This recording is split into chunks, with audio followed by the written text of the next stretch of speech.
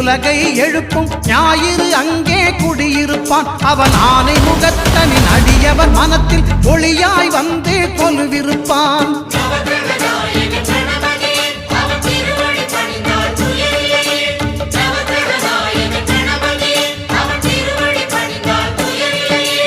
ஒன்பது கோளும் ஒன்றாய் காண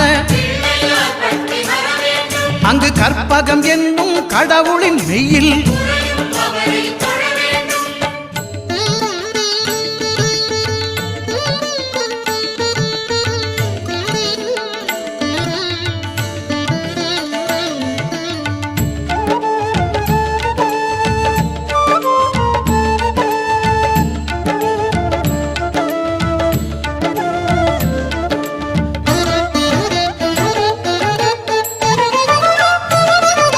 திங்கள் பகவான் திருமுகம் காண